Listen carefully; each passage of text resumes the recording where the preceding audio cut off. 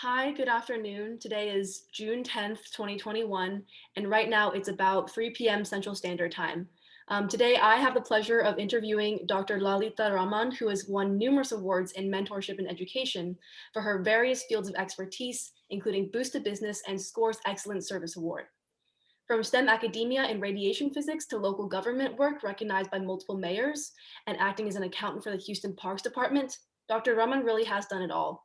Your desire to help the community can be seen through your actions and how you've given back. I hope that your stories and reflections on your experiences can illuminate, what sort of community work towards educating people can empower in Houston through your long history of engaging with them. You certainly have a lot of experience under your belt, and I really hope this interview can reflect at least a portion of all the work you've done. So thank you for taking the time out of your day to be interviewed. Okay, thank you for inviting me. And it'll be a pleasure working with you because I think you are as enthusiastic as I was when I was young. So I think that's a good deal. So, uh, Hopefully, hopefully that youthful inspiration will come. Um, I guess I would love if we could start this interview by talking a little bit about your time in STEM related academia first, both at the University of Madras in India and Michigan State University. So, what made you choose to pursue physics in higher education?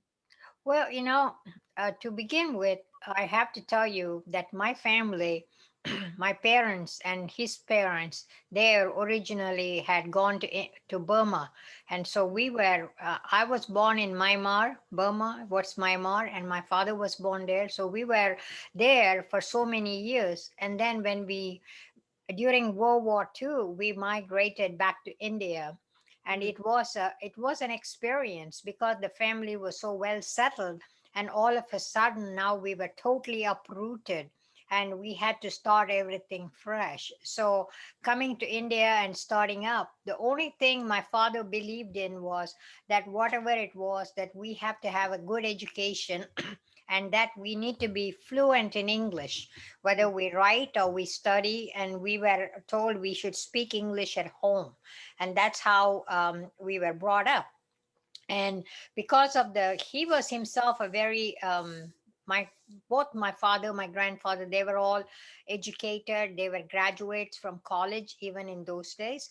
So, with that in mind, my father felt like we need education. So, I decided to go into learn. I was originally thinking of learning statistics, but then I decided, ended up, the college gave me a degree program in physics. So I studied there. And it was a special program where you study for 3 years and you get a degree called honors, physics honors. And the beauty of that is you only have one chance to appear for the exam. If you flunk out, you got only a recommended degree, which was no good. So I did very well on there. And then I was thinking of either doing a master's or doing something else. And that's what made me go into research. So I went from college straight into research to Baba Atomic Energy because that was the big thing in those days. Baba Atomic Energy was a new field, and there were lots of young people who were moving in there. And there were lots and lots of young people from all over the India. So I joined Baba Atomic Energy, Mhm. and that was a new field, totally a new field, radiation protection. In after the World War II bombing, a lot of people had damage due to radiation. People were exposed to radiation, ingestion, or exposed just radiation. So we were in the field, and we felt like as more and more use of radiation is going to come, either for industrial or for medical, that people who are using it, workers in the field, have to be protected. So we came up with a lot of new regulations on radiation protection. And we also started training people because that was the earlier way of treating cancer. Mhm. People had just started using cesium, cobalt machines to treat cancer. And so we used to design, you can't believe the kind of labs and kind of buildings we had to design because there were such thick walls, and we had to have a very high protective vests and things like that. So we came up with all that. And then the industrial use of radioactivity started coming. They used to carry small cameras with iridium and go and measure different pipes and things like that if there were cracks in it. So again, we had to protect the people how they were using it. And when I was there, I saw a lot of people going into nuclear reactors and producing a lot of energy. And that was the first reactor they had in Baba Atomic Energy, where they were producing isotopes. And so we came up. I got more interested, and many of my colleagues were coming to the U.S. or going to Canada or UK for some kind of 1 year study. They would go there for a year or something and come back. I didn't want that. I wanted to continue a research program, and I applied to several universities in the US. And being short of funds, there were several that did give me admission, but they said you have to be here for 1 quarter and then we will consider giving you financial assistance. Whereas I got two universities where they offered me for uh, giving me assistantship the way I landed. So I went to Michigan State. It was a very small biophysics department. I didn't want to do anything in medical because I was so sad to see people getting exposed to cancer and people not recovering from it. They were dying actually. So for me, I would get too attached to the patient if I was doing that, and it would make me sad to see them that there was no hope. So I said, no, no, let me do basic physics. So I came and I started doing biophysics. And my professor was starting to look at membranes. That's what he was interested in. And then he was one of the major professor I worked with was Dr. Haug. He was from Germany, and he had done his postdoc at Caltech. And he said, oh, he was more into energy transfers, how you can transfer energy from one molecule to another one so that you can do. And that's how, a lot of chemotherapy that you people have, they have isotopes that they give them, and then the energy kills the bacteria or the bad part of the cells. So we started working on that, and I got my PhD in biophysics. And one of my professor was the first one that did the cisplatinum compound. That was the first chemical therapy for people for cancer. And so all this motivated me a lot. Then I said, okay, after 4 years of being in there, it was time to move on. And I said, okay, I still want to be in research, and I found a very good opportunity at Carnegie Mellon University. Okay. And that was a pioneer at that time. The university was so small, hardly 10,000 students, but they had a very nice program for research.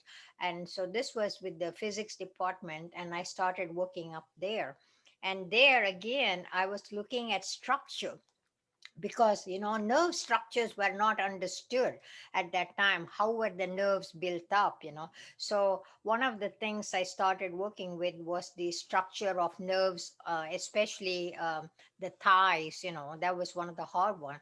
So I looked at it with x-ray diffraction. We used to put that and see what kind of structure it was in the nerve. At the same time, it's interesting, we were starting to look at retina, see how the retina would be. And my professor was interested in the optic nerves, not the retina, but the optic nerve, because that was another soft nerve that we could do. And the only way you can get optic nerve was to go to the slaughterhouse and get cattle eyeballs. Oh, that was scary, because they told me I have to go there, and I go there and I look at these big cattle yards, where they were slaughtering all these animals. And for me, thank God I didn't see any of them killing them, but Right. I would just collect the nerves from, and then we were using them. So it was kind of a good experience working there. There were quite a few professors at the Mellon Institute. It Uh-huh. was a very famous institute in Pittsburgh, because Mellon Institute, where they did a lot of research for many of the chemical companies, so there were a lot of professors and all that. So I started working with the optic nerve for a while. And then after 3 years, I said, okay, now I was kind of a little tired of working as postdoc. I said, maybe I can find something else. But Right. then I got an opportunity again to work with membranes. So I said, okay. And this time it was in Houston. Wow. Boy, I tell you, coming from Pittsburgh to Houston was totally different because Pittsburgh was similar. It was not exactly like a huge campus in Michigan State. Michigan State, Right. I don't know how you most Oh, I probably do. know, Yeah. it had like 40,000 students. I lived in the dormitory for 2 years. And so I had a lot of friends in different areas. And that's where I met a, a lot of anthropologists. Wow. Yeah. Yeah, they were all had gone on the Peace Corps, and they studied and gone to India or to Africa and all that. So I met quite a few of them, and I heard about cultural anthropologists, and then archaeological stuff that they were. I even had a gentleman who used to be in Alaska and studied, there. So Wow. anyway, from there I moved to Pittsburgh, and Pittsburgh was much smaller university compared to there. And Right. then my professor there was Dr. Worthington. And believe it or not, he was another foreigner just like me. He was from Australia. So he had done a lot of work on structure of nerves. He was a very smart man with a lot of very quiet but very good to help the student. So from there, I moved on to Baylor. I came Wow. to Baylor, and again, I was in the ophthalmology department at Baylor for 2 years, studying retina. And here again, we had to go to the slaughterhouse and collect a lot of eyeballs to look at the retina. You'll sit in the dark with the red light and then try to collect all the retina and then analyze it. There were two things that we were doing. We put in some dyes, like fluorescent dyes, which when you look under the microscope, you could see the color and see that the retina was intact, the rod was intact. And from there, we would extract the protein and analyze it to see what the structure of the retinal protein was. So I did that for about 2.5 years. But then, being a postdoc, it was difficult. After every year, you either have to keep on looking for another grant and you have to work on that. And then if you didn't get a lot of good publications, then you have another problem there. So I kind of got a little bit, and I was getting older. So I thought, this is not for me anymore. I need a steady job. I need something where I can be there. I can get some vacation and I can get some stability. And a good opportunity came up with the city of Houston. Wow, I guess that's a very interesting pathway to take. Um, I have heard a lot about academia culture. It has a lot of issues with grants and finding funding. I've been hearing nonstop from all of the people within my field about their struggles in finding postdoc Yeah. opportunities. You So it's know, very interesting to hear yeah. that You was. know what the main problem I was having was, I'm not sure about you and your background, but I came here and I was a student, right? I was on a student visa, and then I didn't have any kind of I got a green card in 73, 74. I had a green card, but still I applied for many of the labs up here, like bigger. I even applied for the Exxon lab and other labs to work there, where I could work on a continuous basis rather than working as a postdoc, compared to an educational stuff, and didn't have much chance. I even tried, I love teaching. So I thought, well, maybe I can teach, but that didn't work out either. So in the end, I said, okay, I will take a job with the city of Houston. Wow. So Wow. if you're thinking of teaching, it's good field to be in teaching. So what would you do? Be a teacher? Good question. These are questions that I have not asked myself yet. But it's very interesting to hear all of these things about academic culture. I know that academia culture is similar across the globe, but also quite niche. Yeah. So what was that transition like? Going from academia in India to academia in the States. How was that transition, and what did you pick up that was sort of different from the experiences? Yeah. But any field, whether you are in science, what kind of even anthropology, cultural anthropology, or physical anthropology, there's still a lot of work to be done. Understanding people, understanding how the different cultures are and what do they do. So it's a good field to be in. So that's what I find. It was thrilling to be in different works and be working with several people. And when you are in an academia, it's totally different because you are interacting with people that want to study, people that want to teach, whatever it is, or even learn more. So you're always learning, you learning never stops. It's including me right now. I'm still learning, believe me. I'm always learning something or the other. And so from there I went on to the city of Houston, and I worked in the environmental program for the city of Houston. The main thing at those days was the city of Houston had a lot of pollution issues. Right, you right. know there were many days we would have high ozone. If you're driving out from some one of the suburb, you could hardly see the downtown. It was all like a big thick fog. So what we were doing was we would collect samples all over the city and analyze them, chemically analyze, to see what kind of how much particulates were there, because that was the biggest problem. With the heavy particulates, people would get asthma, people would have breathing trouble. And we used to give ozone warnings to people saying that, hey, today is going to be like today's weather, hot and humid. It would be another one of those days. You don't want to be outside because you would have breathing issues. And then we also had problems where they were using a lot of lead in Wow. paints, and they were using, our gasoline had a lot of lead too. So as the cars were driving on both sides of the street, a lot of lead would be deposited. So kids playing in lead would have an issue, because if lead gets displaced in their bones, then they will have bone issues. And so these were all the rules that came up. Okay, we had limits on how much we can have on lead. We came up on issues on how much nitric and nitrogen oxides can be there, or sulfur. Because what was happening in those days was, I just saw the other day a program where they were saying where people, I think it was somewhere in Indonesia or somewhere, where they were going up and they were mining. They had to go up the mountain and get sulfur, because Yeah. there was so much of sulfur deposited. And these people were going up, and you can't believe the poor guys were bringing 70 pounds of sulfur and getting like $15 for the pound of sulfur they were bringing. And that was so bad because the sulfur is so toxic. You can't breathe. You will have sulfur dioxide, acidic acid in your lung. You can't breathe. So that was such a bad thing. And in Houston, we used to have that problem. SO2 was a big problem because the refineries in Houston were using heavy oil from Venezuela and certain places where the oil has a lot of sulfur content. And when they were processing them in the refinery, a lot of sulfur would be escaped out, like in the air.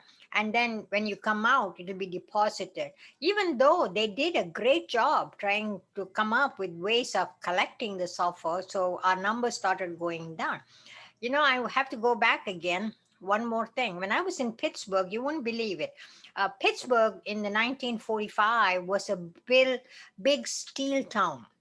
They during World War II, they were churning up so much of steel mills, and it was so highly polluted. They said you could not see things in the city. They were asking me when I first went there, how did I find the air to be in Pittsburgh? When I had gone, already the steel mills were shut down. But still, I didn't live very far from the town. And on the windows, we didn't have air conditioning. Window sills, every day, when you go and you wipe the windowsill, you'll find particles of coal and shiny particles of steel. So it was so bad. But apparently, a lot of those mills were shut down and cut down. So the pollution had gone down in there.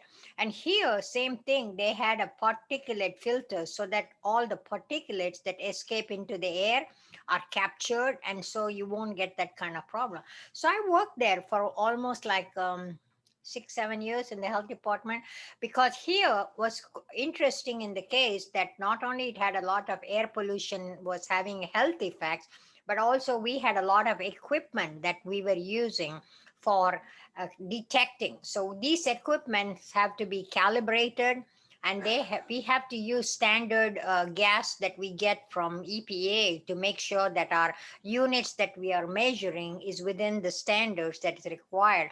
So we have to calibrate all our equipment. We had to run a thing. We got some grants from EPA, so we could run these programs too. So that was where I was. But when I was there, I was looking at a lot of numbers. I would be looking day in and day out. So I came up with the idea, hey, I'm working in all these numbers and I don't mind numbers. Why don't I become an accountant? So maybe later on I can develop a career in accounting, right? So I went back to the when I was in city. I went back to the University of Houston and did a master's in accounting. Believe me, I didn't know anything about financial statements. I had no idea of anything. So that's where I got exposed to reading financial statements and bonds and different kind. And I got a degree in accounting. And then when I started looking for jobs, again, you wouldn't believe, nobody was willing to hire me because I was older person and I didn't have any experience in accounting. So I said, well, maybe I should go ahead and do a CPA. So I took the CPA exam. I took a coaching class and I took the exam and I passed it first time. Did it and I'm done. So I got a CPA. Now I need an experience again to work with a CPA. So I took time off, went back to work with the CPA, but I didn't like it. I just didn't like that kind of work. It seemed like it was so different. So I just worked for about 10 months, close to a year, and got my practical experience and got my CPA certificate. And then my boss asked me, hey, we have another job. You want to come back? I said, yeah, I'll come back. So I went back to the city to work in air pollution. But as I was there, there was opportunities were getting less. So I said, well, there was an opportunity to work as a CPA in the parks department in their trust fund. Parks is kind of interesting. They had a non-profit organization that worked with the parks within the parks department. They were responsible for acquiring parkland. They were responsible for developing parks. So they wanted a manager to do that. So I went in there and started working in the budgeting office. And I learned a lot in the parks department. You might have heard there was a city councilor, Eleanor Tinsley. She was responsible for developing a lot of parks that you see in schools.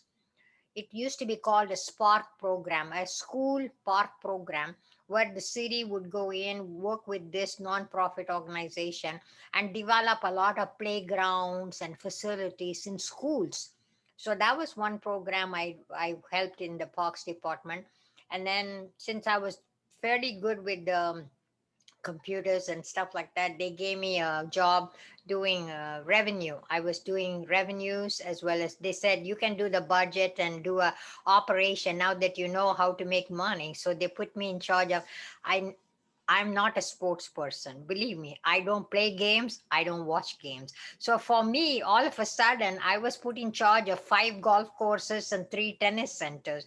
And I said, I don't know anything about anything. I've never played golf anytime, but I was responsible for developing them so that the municipal city golf courses be par with the other places. So we developed Memorial Golf Course and Glenbrook Golf Course, and the one most beautiful golf course, according to me, is on the northeast side. Where the bayou flows, and it's very, very pretty and very beautiful. So we did a lot of that kind of work, there. So I was there for a while, and I enjoyed working. And we did used to have the zoo. The zoo was under the parks department. So we first instituted charging for the zoo, first time. And that was an experience, believe me, because the first time in my life, when we used to send all our money, because we could only collect cash. So we had a lot of cash and we'd send it to the bank.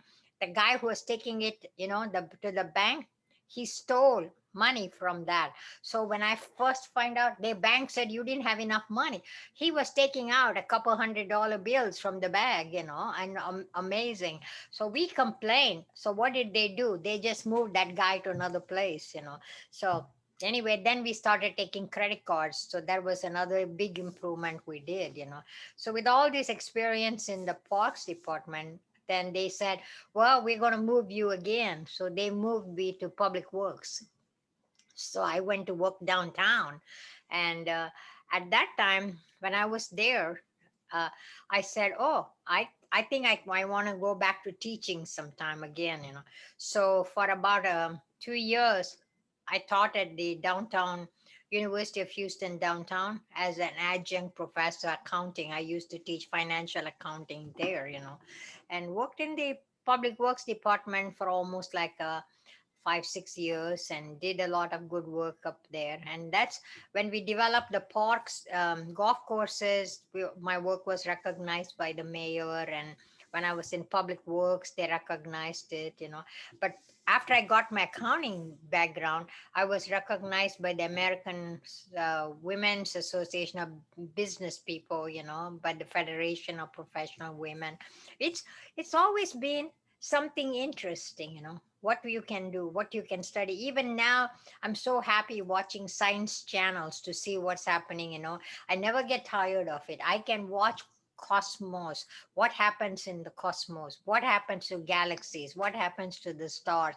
Never ending. I'm never satisfied watching those things. So it's a lot of fun. I think science has been the major driving force.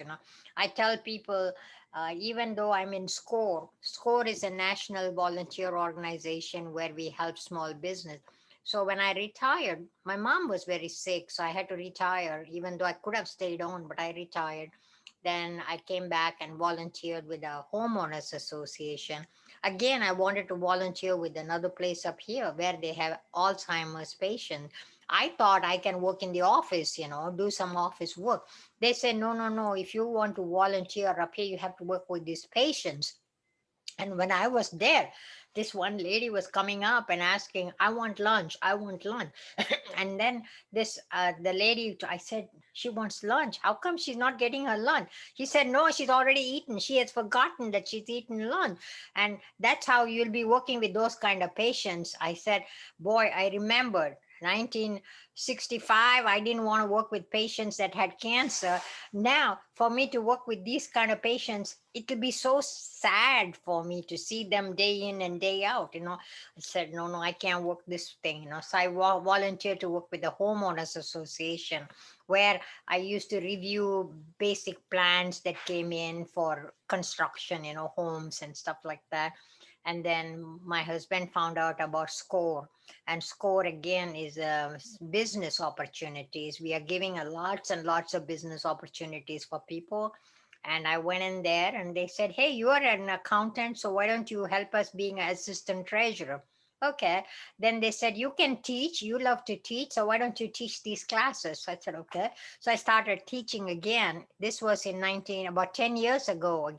Again, got into teaching, but this time it's all business classes, how to run a business, how to do cash flows, how to do financial statement, and such things. So it was interesting because you're working one on one with people. And when we had workshops, like we will have all day workshops on Saturdays, and so I was there every day. And I love to teach. So we traveled all over. We were teaching at different libraries till the pandemic hit, and that was the end of all that. But we think we are going to go back. But again, I took on so many various roles in the SCORE office. I was the assistant treasurer. I was the manager of the day. I was the teacher. Then they said, why don't you become vice president of education? I did that for 2 years. Then about 2 years, vice president of operations. And I ended up being the chairperson. And I told them, it's okay being the chairperson. I don't know. If I'm looking for glory, I don't need to have any more glory. I just want to do some. So I told them, this is too much. I'm going back to education again. So I'm going to start teaching and doing things in education, so that's Wow. what it's going to be, so it's going to be interesting to see how things work out. It's been a wild experience, but the best thing I can tell you is I have met so many different people, and I have helped so many different people. And even though in the 1980s, when we first have the first mayor, Kathy Whitmire, at that time we wanted her to win. So I used to work in the campaign. I would go door to door, putting hanging things and giving people cards. And I worked in the election area for so many years too. Every year during election, we work up there when people come to vote, and help later on to take down all the machines and doing the reports and things like that. I loved doing walkathons and things like that for campaigning. But now I can't do that. So when they call me, I said, I used to be on the phone calling people on voting days to make sure they went and voted. So I did all that, but it was a lot of fun. So I have gone through from physics to something totally different. But physics has never been away from me. It's still there, and I am still looking at not only physics but also biology. I'm so much interested in DNA replications and even the viral development of those things. It's amazing how much has been done. That's what I was telling. Our brains are so small, but just think of the collective brain of humanity, what they have done. Man man was nothing. He was a hunter gatherer. We did, then we went to agriculture, and look at the fantastic amount of machinery that helps in agriculture now. They have machines that can measure the water level in the field and control how much of water is used in irrigation. So that means you can control the amount of irrigation, the water wastage or usage. Now I'm hearing that they can now do put things in beetles and things that destroy plants, so that they can be reduced there. So this COVID and things have developed so much that we can control. You don't have to use a lot of pest control. You can control their DNA so they don't replicate. So you can do that. And these are all amazing things that has happened. Yeah, people are going to Mars and moon and everything. That's all so much of physics, so much accuracy. Just imagine what accuracy you have to get a rover landed in Mars at the right place, and for it to move around and send a signal. And it takes so many hours for us to get it back. But still, what a wonderful way man has progressed. When I drive a car, I think of it often. Boy, look at this, how what this man marvel of a machine is, that I can get from one place to the other. The gasoline that has developed, the motor engines that have developed, the air conditionings in the car. Our brains are so wonderful, and man as a whole has developed so much. Right. I feel like your the things that you consume are very similar to what I also really enjoy science. I personally am not pursuing education in that field, but I think I saw the sulfur video you were mentioning, the exact same one. Yeah, It's by this journalist, right? yeah. Who traveled. I think we watched the same exact video. Yeah, uh-huh. Oh, that was so good. But only thing, yeah, it was marvelous that they could take out all the sulfur. But my problem is, I felt so bad that these guys are exposing themselves. What are they getting? Same thing, you look at what happens in the Amazon, in the rainforest. You're cutting down all those trees because for wood or whatever reason it is. But that's going to be cutting down our carbon thing.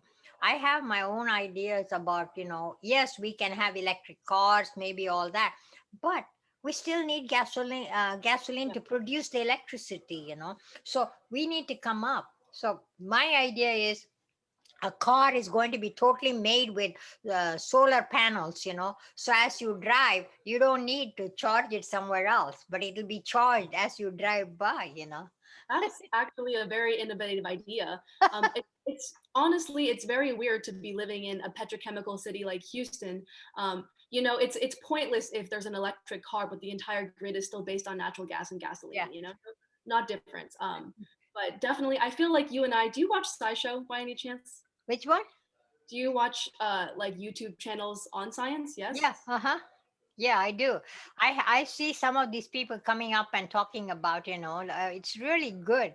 You see, and I wish my little nephew is he's my sister's grandson. He's only like 10 years, and so for his birthday last year, I sent him a telescope, or Orion telescope, so he can mount it. And I told my niece, let him watch the stars and see what's happening up there, for him to understand. So I got him that and got him a binoculars. I love birds, so I love to watch them. So I said, there's one guy in India who, during the hurricane in India, he said two, three parrots came to his house, the terrace, and so he started feeding. And the two, three parrots have now become 4,000 parrots come every day, and he puts food out for them. So such wonderful things that people can do. We are very destructive, but at the same time we are also very, very it breaks your heart to see an elephant or a rhinoceros being killed for their tusks. But then look at the other side, people still go there and try to protect these animals. We have our good side and we have our bad side. I hate war. I Right. hate war because that's what happened to us. We got displaced with nothing. We came with nothing on our hands. And so I hate war and I hate cruelty to animals. When that little tiger got lost in Houston, I was every day looking the paper. What happened to the tiger? What happened to where is he? Where is he? I hope they didn't kill him. And I was so happy to see that they did find him and they took him to a reserve. So Well, people are there are so many things have happened and people live long, but there needs to be a lot more that we need to do to help other people. We have to basic thing for every child that I see is they have to have a home, they have to have food, and they have to have education. If they didn't get the education, what does the future hold for them? right, right, very much so. uh, Um, that's great. I love your enthusiasm for giving back to the community. I That was a great crash course in the things that you've done over the years. I guess now we can sort of talk about. I do have a question. You've done so much over the years in your various careers, and each different path offers you so much. So, what were the aspects or elements of each career path or each area that gave you the most personal fulfillment and enjoyment? for me, when I was in atomic energy, I like I said, I that was my first job and first experience. Again, trying to understand that what marvelous things people were doing, generating power from radioactive material and trying to give electricity for people. But on the other side, the marvel of having a radiation that was helping people, that was having people having cancer, and how that could help, how we could help, like people having goiter, they give them radioactive iodine. If you never had that before, that helped people, so these are the kind of things that when you see the marvelous things that were happening, when I was Michigan State, we had a lot, they had a very good medical school was just coming up. Like I said, I met many of these anthropologists who I think was so wonderful that they took the Peace Corps. They were Americans. They have never lived in a country where they don't have running water and they don't have, but the sacrifice these people were making to go to these countries to understand the culture. People were there in Nigeria, and some of them faced the civil war, but they were still there. The Igbos were fighting the other people, but they were still there. And there were many people that came up. So that was an eye opening. It's not just the physics part of it that I was learning, but the interaction that I was having with so many different people, so many different cultures. And you wouldn't believe, my roommate, I stayed in the dorm for 2 years, and my roommate, she just called me 2 days ago. And that was when my roommate, we roomed together from 67 to 69. And this is 2021. Just imagine, so many years, but we still have friends. We are still friends. We talk about each other. We know, I knew about their family. People invited me to their family. They invited me and they said, "Hey, you come from India here." And my best friend at that time, she said, "You're going back to India after 3 years," because I was thinking of going back. She said, "You have not seen any part of the US." So she took her father's car and drove me all the way from Michigan all the way to Yellowstone and to Montana. That was great, that was a great experience for me, not only studying while, but interacting with people. People were so nice. Their parents were so nice. At the same time, at that time, I went to Oak Ridge National Lab. I was there I had some friends who were a professor there, and see what Oak Ridge National Lab was developing, all the activities that was happening up there. So it's always something new that's happening with people. Even with computers, we never had anything. We used to have tape recorders. Now you can listen to all the music and everything on YouTube. But we used to have tape recorders with all those tapes, going up. Have you seen any one of them before? Have you seen a big tape recorder? Yes, The yes. big reel, reel, Uh-huh. reel to reel tape recorder, and Yes. listen to that. So those kind of things were marvelous. When I was in Trombay, they had the first computers. So we used to run programs, calculations and all that. And we had to punch cards, and we'll take the cards and we'll punch numbers and everything, and the directions for the program. And I had a colleague he will take, we had stack of cards we'll give for the program, and after it's run, we were expecting a big long thick papers with all the results of what we had done. And he would come back and he will say, they used to say, for a want of a small thing, a whole battle was lost. Same thing happened here. For a want of a comma, the program crashed. So there was no result. So it's these little things that you remember, what happened to you. But now, young kids, a 7-year old can be on the iPad and they know what to do. Marvelous, so much difference for people. And you don't need to get books from the library. You can get a Kindle and you can read from there. These are all things that people have done, so much exciting. And what are all the new things that are going to be coming our way. But on the other side, man has not changed. Man has not changed. I am so saddened to see that in spite of everything we have and in spite of everything we do, we still don't have, we are people, they say, in according to the Buddhist philosophy, they say you should not have anger. You should not be having these seeing something arrogance. You should not be wanting what other people have, just like the 10 commandments or the Buddhist law, where we still cannot do that. And when I see people being so corrupt, it saddens me to think of India right now, in this COVID situation. There are hospitals and people like that, they refuse to take patients unless they can give money up front. How can you be so cruel? How can you be so cruel that a man is having trouble breathing and you are telling he cannot be admitted in the hospital unless and until you give the money? So we need to get out of that. We need to get out of that kind of situation. I would like for people to be more understanding, more sympathetic. Yes, I think the message that you have here is a very strong focus on human connectivity, as it relates to technology and how it progresses. So I'm very interested to hear. All of this science stuff is very fascinating to me personally as well. But the human connectivity is what makes it worth it. So for you, what are the communities that you think have supported you, and what communities do you feel proud to give back to, like in Houston, for example? Well, in Houston, for example, there have been people. I'm not looking for any kind of religious things. I love to go. I see the Covenant House. I see the advertisement for Covenant House, where you see in the TV young kids, 12-year-old on the street side. They don't have a place to go. So they have been good. SCORE has been very good to me. They have helped me, educate me, and my friends who have been there. and one of my friends was in Ohio. He didn't have anybody. He was very sick.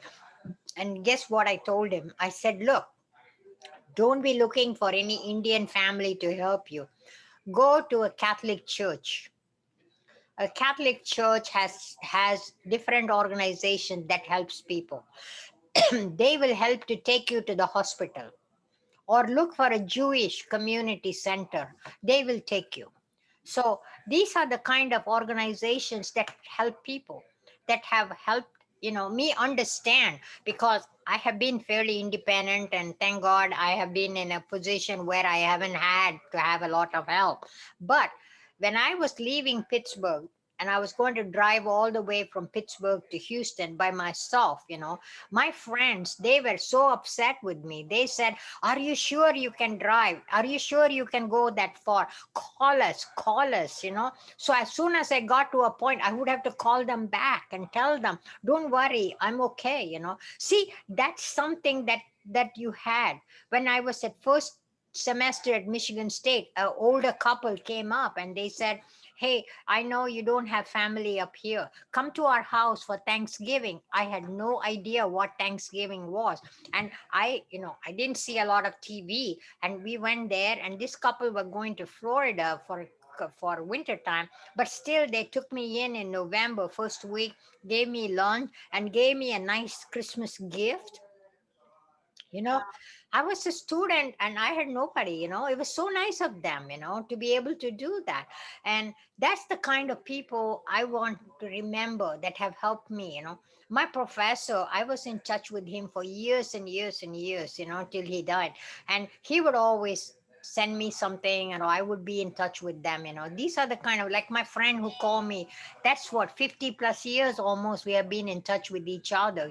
These are the kind of, not any one specific organization, but it has been individuals. And like I told my friend, go to church, call them, call the Catholic Church, they will help you. And when I was in the CPA, after I'd done my CPA, I was looking for a job with the CPA thing, and I was thinking of applying to the IRS. And one of my friends came up and she said, you applying for IRS? She worked for IRS. She worked for IRS for the last 20 some years. She said, you're applying for IRS? I said, yeah. She told me face to face, she said, that's not the job for you. I said, Nancy, why are you saying this to me? You think I can do the job? She said, no. She said, if you are an IRS agent and you are an auditor with IRS, when you go to any institution and you say, okay, I'm here from the IRS and I'm going to audit your books, they will look at you hatefully.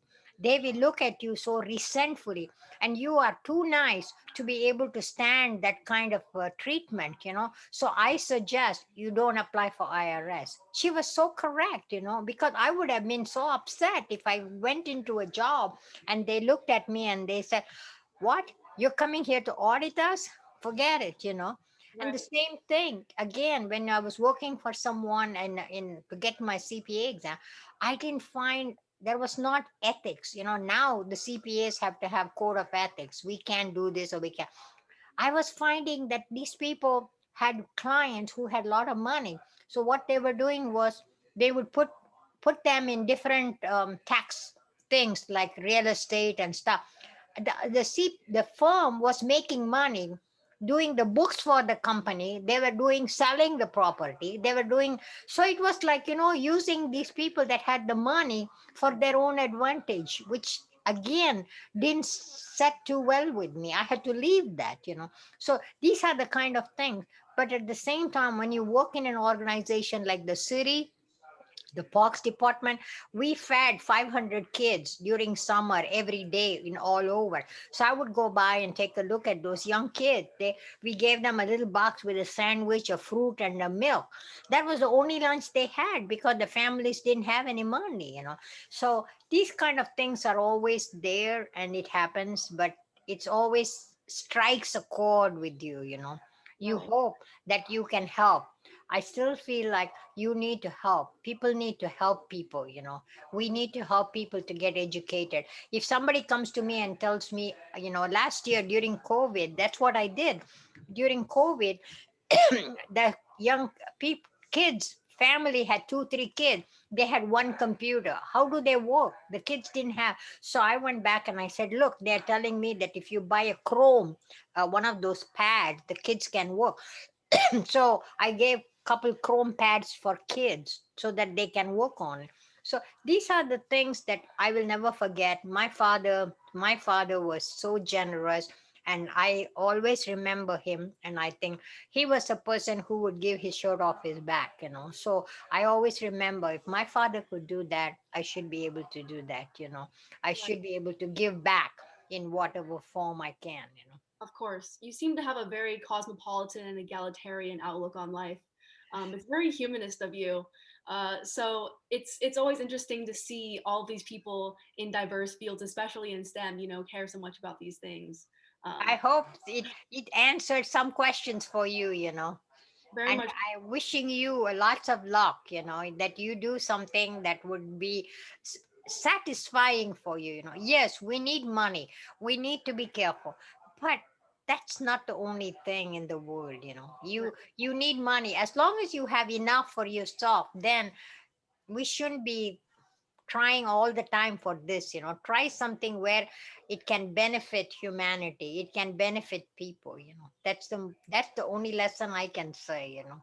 Is Houston is your forever home, and this is where you choose to do your humanitarian deeds? Yeah, this is Houston, and that's what I say. I'd rather help someone, like somebody had come who's very much didn't have money for cancer therapy, and she said, Miss Lolita, I need to go. They are asking me for X dollars before I can even be sent to the hospital to check out. I said, okay, let's see what we can do. So I think you can do one-on-one to people. We can do things for one-on-one.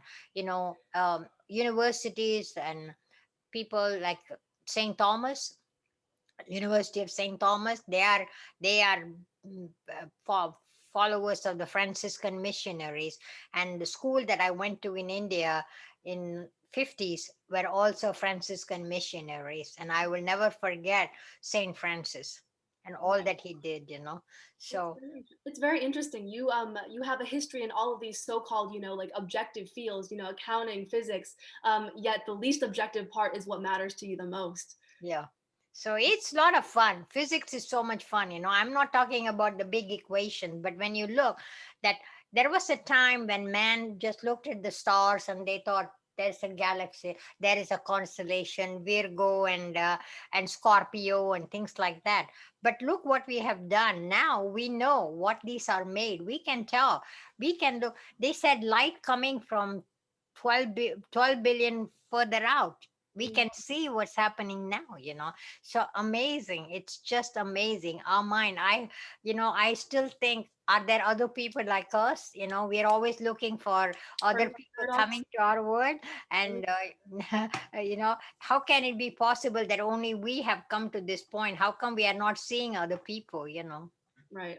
That's a very interesting. I used to know a little bit about the Fermi paradox. I'm a little bit outdated on it, but all these things are very interesting. Do you watch SciShow by any chance on YouTube? I think you would like it. Uh-huh. I You do? will. I'm gonna watch. I watch more on TV. Those serials that are there. How the universe works is my favorite show. I never get tired of watching. And now they are sending a probe that will be looking at the sun to see what's going to be happening. How the sun works. You just think of the sun. We never think of the sun as anything. It's just converting hydrogen to helium, helium to higher thing, and so much of energy is being given out. You can't even comprehend how big it is. We are like not even a dust in that little thing, that little mite, but this is huge thing that you're thinking of. Unbelievable, unbelievable. Science has come up so much, and not only in physics but in biology. When I first took my genetics class, uh, that was the first time I knew what the chromosomes were, and the 23 chromosomes and how things were. And I always tell, I wish people in India would study more biology. Maybe they will understand better how things work. Does not think that it's all some kind of magic. Of course, there is a magic that we have evolved up to this place, but still, it has its own way of doing things. How you can how precise people have become.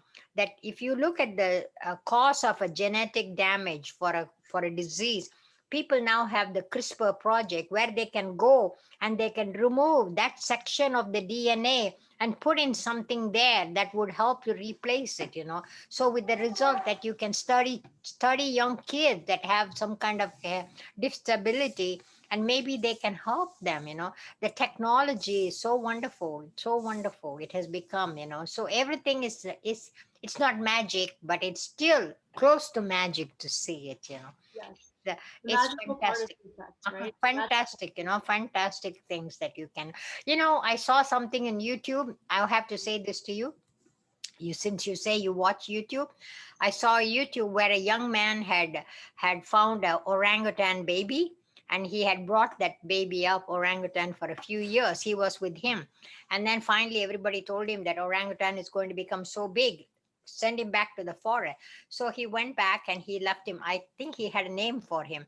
He left him, and then it went back into the forest and all that. And then 2 years later, he wanted to see how it was, whether he could go there and see. And he did go. Look in the YouTube. He went there. You might have seen it. He went there, and there it came, huge, big orangutan, and he came up, and everybody told him, "Don't go near him; it'll kill you." He went there. He kind of went near his face, and he came so close, face to face, and recognized him. And he came back from the back of him, put his arms around him, and hugged him, and brought his family, the orangutan family, and came along with him. And then finally, when this guy was going to his camp by boat, the orangutan followed him all the way along and saw him. And so next day before he left, he went by back again and say goodbye. So I always tell people, if animals can be friendly, if animals can recognize and help people, why can't we be? Look at the YouTube. That's the kind of things that I look a lot in YouTube's animals responding to people. They never forget. In India, we used to say, when elephant people take care of elephants, the elephant never forgets what good you do, and it also never forgets when you do something bad too. But these animals are so good, then we don't haven't analyzed their brain to see what kind of activity goes on in their brain, because we are still studying our own, and to come up with what things have happened. I always wanted to do research in brain, because I felt like studying muscular dystrophy and all those kind of things, what's the damage, but I never got a chance to do that. But one of the classes we took in Michigan State in the zoology part of it was we would look at put electrodes at different parts, and then when you move that, and you can see the brain activity in certain sections of the brain. So that was a very, very interesting kind of a class that I took. Wow. So I've talked a lot. You can definitely live vicariously through all of the different other people. I live vicariously through these, other people doing research all the time. Good, Very good, amazing. good. So you have any other questions? I think that was you had a very comprehensive explanation of sort of all the things you've been through. I think your life, your outlook on life is quite similar to mine. And yes, I have watched that orangutan video, Yeah. very inspiring. Um, I don't know. I guess I have a question about, the way that you focus on animals as decentralizing, getting out of the human head. I think as humans, we have this hubris, but we also have the knowledge to do so. So how do you think we can learn better from other forms of life, I suppose? I think we observe a lot. You see the activity that even though a wild animal can save another species, you see them saving, like a bear taking up a small thing, to being taking protectiveness. They are protective, trying to help them. A herd of elephants will never let go of the little elephant there if he's in trouble. They try to help them out. So I think those are some of the things that they see and we do. Even little ant colonies, I'm so amazed about these leaf carrying ants that go on the trees that you see. So all these things have happened. I watch a lot of my birds in my backyard, them coming up and going. So I think we can do things, but it takes a lot of effort and money and research. US in that way is great because it gives a lot of opportunities for research in different kinds of research. It's not only studying something to make money. Yes, you do have to do that, but at the same time they spend a lot on research that is fundamental for people, where you don't do the research just because you're going to do some benefit. We are doing research for understanding how things work. So those are the kind of things that I think we can learn, and maybe we'll be having more studying, more people be working. But the main problem is you can do a lot of this studying and all that, but it all takes money, right? Like, even look at Rice University, how much money they have to spend for basic research, that may produce some results for them, that may not produce any results for them. So it takes money and time, and I think the Western culture in many ways has done that. We are learning in the East. We are learning. We were not dumb. We were smart, but somehow poverty and things like that, like the population growth in China, India, and all those places, we had so many mouths to feed that we didn't think of this being the important part. Whereas the Western culture, that's something that they have done. And also we have done a lot trying to make our daily lives simple, so that we can do things.